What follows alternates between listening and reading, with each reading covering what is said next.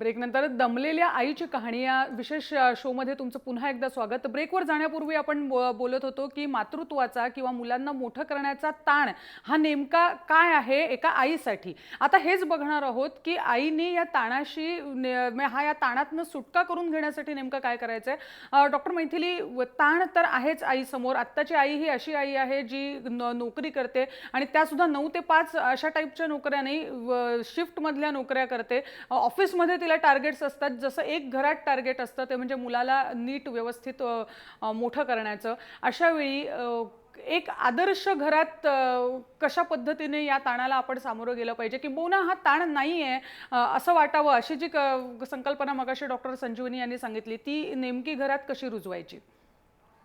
त्यासाठी सर्वप्रथम आईंना बघायला पाहिजे की त्यांना सर्वात जास्त सुख आपल्या मुलाला वाढवण्यात भेटतं ते कशा प्रकारे भेटतं। आपण जर आनंदाकडे जास्त लक्ष दिलं, जो आनंद भेटतो मुलांना घडवताना, त्यांना शिकवताना, भले त्यांचा होमवर्क करून घेत आहोत, त्यांना शिकवत आहोत का त्यांचं रोजची साधा डब्बा बांधणं आहे किंवा त्यांचं इतर गोष्टी बघणं आहे, त्यात आईला कुठल्या गोष्टीत आनंद भेटतो रादर दॅन आता कसं आहे, हे काही फिक्स डिपॉझिट नाही आहे की आता आपण 5,000 घातले तर 5 वर्षांनी त्याचे 10,000 होणार आहे, असं नाही आहे। आपण त्याच्यापेक्षा जास्त लक्ष मुलाच्या परफॉर्मन्सपेक्षा तो जो पूर्ण एक एंटायर आपण जर्नी म्हणून की ज्यात आपण मुलांना वाढवतोय, मुलांना शिकवतोय, त्यांना समजवतोय, त्यांच्याबरोबर त्यांचे एक्सपिरियन्सेस शेअर करतोय, ते महत्त्वाचं आहे। हा जो आनंद आहे हा तो ताण कुठल्या कुठे पाठी पाडून जाईल। जेव्हा हा जो घडवताना त्यांना बघतायत तेव्हा आईला ह्यात खूप सुख भेटू शकतं आणि तो ताण पण छोटा वाटेल। दुसरं एक महत्त्वाचं मला वाटतं की घरातल्या कुटुंबातील सगळ्या व्यक्तींचा सहभाग खूप महत्त्वाचा आहे। आता ह्यात विशेषतः वडिलांचा सहभाग, कारण काही काही ज्या गोष्टी आई करते जसं त्या पण म्हणाल्या की जर वडिलांनी पण त्यात सहभाग घेतला तर आईचा पण ताण कमी होईल आणि दुसरी गोष्ट एक वडिलांना पण एक सुख भेटेल, कारण मुलांना वाढवण्यात एक वेगळ्याच प्रकारचं सुख असतं। तर आणि इतर पण आपल्याकडे बऱ्यापैकी एकत्र कुटुंब पद्धती आहे, तर मग इतर जो कुटुंबांचा सहभाग आहे ज्यात ते समजून घेतात, काही काही जबाबदाऱ्या आईच्या खांद्यावरनं काढून दुसरे पण त्यात सहभाग घेतात, तर आईचा ताण बऱ्यापैकी कमी होऊ शकतो। बरोबर आहे। आणि आईचा ताण कमी करण्यासाठीच आपण हा कार्यक्रम आज आयोजित केला आहे। आणि म्हणून डॉक्टर संजीवनी, एक हा भाग आहे आणि दुसरा भाग हा आहे की जबाबदाऱ्या घरातल्या आणि इन्क्लुडिंग मुलाची जबाबदारी ही विभागून घेण्याचा, ती कशा प्रकारे आपल्याला विभागता येईल? मला वाटतं की कुठल्याही घरातल्या ज्या काही जबाबदाऱ्या आहेत त्यांच्याकडे आपण बघितलं तर आपल्याला अगदी सरळ सरळ असं दिसू शकतं की काही गोष्टी सोडल्या तर बाकीच्या सगळ्या जबाबदाऱ्या सगळ्यांनी मिळूनच घ्यायच्या असतात। त्याच्यामध्ये विशेषतः एल्डरली लोकांच्यासाठी, थोड्या वयस्कर लोकांच्यासाठी काही गोष्टी त्यांना करता येणार नाहीत, पण त्याच्याशिवायच्या सर्व गोष्टी या घरातल्या सर्वांनी करायच्या असतात।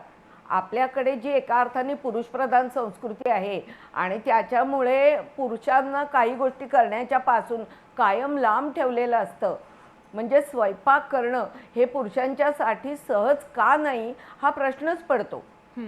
त्याच्यामध्ये न करण्यासारखं किंवा आनंदही न मिळण्यासारखं काहीच नाही।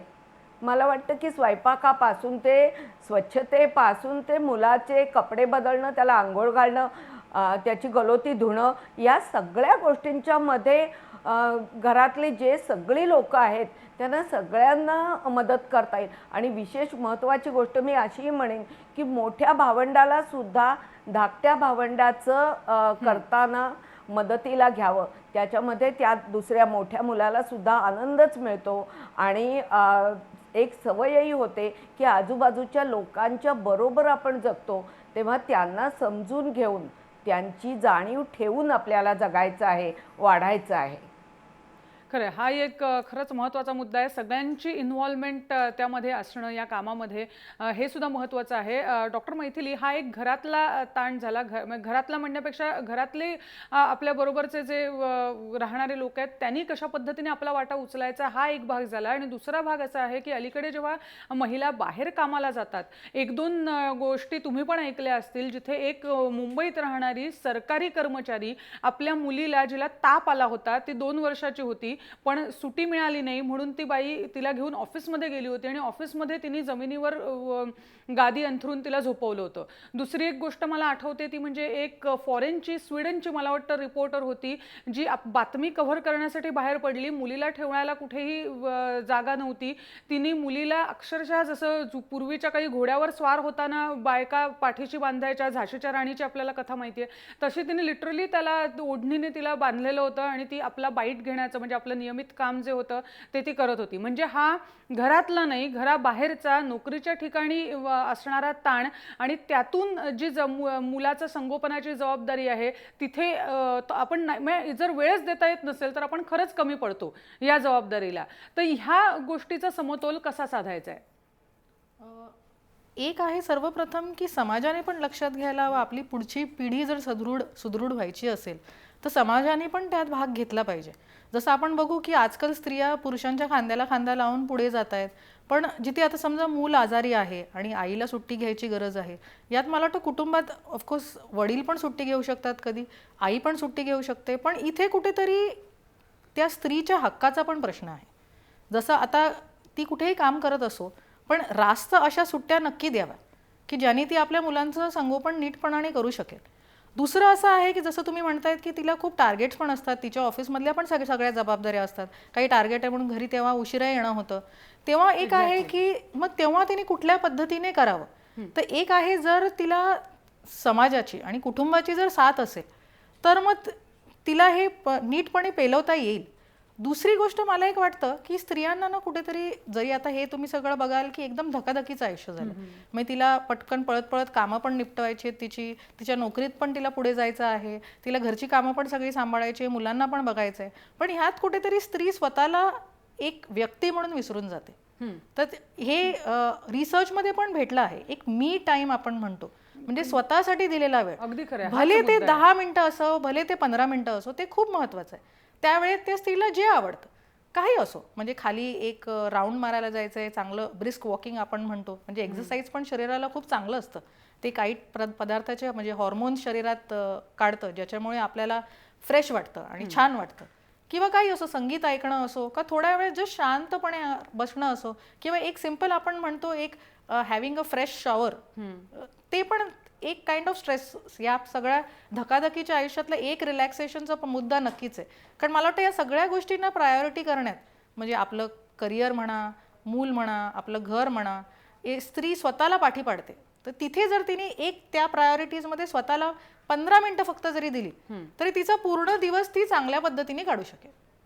हाच मुद्दा होता, म्हणूनच हा प्रश्न ऍक्च्युअली मी विचारला आणि म्हणून पुन्हा तेच मला डॉक्टर संजीवनी यांना विचारायचं आहे. स्वतःसाठी आईनं वेळ देणं, मग तो स्वतःच्या कौशल्य विकासासाठी असेल, नाही तर फक्त स्वतःसाठी एक लीजर वेळ म्हणून असेल, असा जर आईने स्वतःसाठी दिला तर ती चांगली आई होऊ शकते का, आहे त्याच्यापेक्षा चांगली? एक म्हणजे केव्हाही कुठल्याही स्त्रीनी किंवा पुरुषांनी, व्यक्तींनी स्वतःला वेळ देणं हे आवश्यकच आहे केव्हाही. पण त्याच्या पलीकडे मी एक गोष्ट अशी म्हणेन की हा विचार आपल्याला नेमकं आयुष्यामध्ये कशाला महत्त्व द्यायचं आहे, आपल्या करिअरला द्यायचं आहे, आपल्या घराला द्यायचं आहे, आपल्या संसाराला द्यायचं आहे, आपल्या बालकाला द्यायचं आहे, याचा विचार फक्त स्त्रीनी नाही तर स्त्रीनी आणि पुरुषांनी मिळून, म्हणजे त्या आईवडिलांनी दोघांनी मिळून मूल होण्याच्या थोड्या आधीही करायला हवा असं मला वाटतं. ह्या सगळा विचार आपण आतापर्यंत बोलतोय ते मूल आता आहेच आहे, अस्तित्वात असं धरतोय. मला वाटतं की हा विचार जो आहे पालकत्वाचा, हा आधीपासून तयार व्हायला पाहिजे मनामध्ये, त्याबद्दलची चर्चा व्हायला पाहिजे. मला वाटतं की आता लग्न करताना काही स्त्री इतकी लहान नसते किंवा पुरुषही इतका लहान नसतो. इनफॅक्ट कितीही झालं तरी 18 आणि 21 ही तर कायद्याचीच चौकट आहे, पण खरं पाहता शक्य असेल त्या ठिकाणी याहून जास्त वयाची मोठी माणसं हा निर्णय घेत असतात.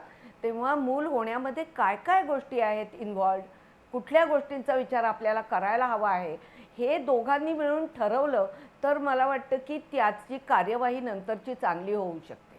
खरं. आणि अगदी सुयोग्य विचार तुम्ही मांडलाय. आपल्याकडे वेळ नाहीये आता म्हणून या चर्चेत आपण इथेच थांबतोय. पण एक साधक बाधक आणि हसत खेळत कोणताही ताण न घेता एक चर्चा करण्याचा प्रयत्न आपण केला.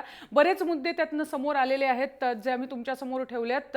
आता तुम्हाला विचार करायचा आहे की दमलेल्या आईची कहाणी ही जी तुमच्या समोर आम्ही ठेवली आहे त्यातनं तुम्हाला नेमका काय बोध घ्यायचा आहे. डॉक्टर मैथिली, डॉक्टर संजीवनी, खूप खूप धन्यवाद. आज कार्यक्रमात सहभागी झालात आणि आमच्या प्रेक्षकांशी संवाद साधलात त्याबद्दल. विशेष कार्यक्रमात इथेच थांबतोय. तुम्ही पाहत राहा जय महाराष्ट्र, थेट अचूक बिनधास्त.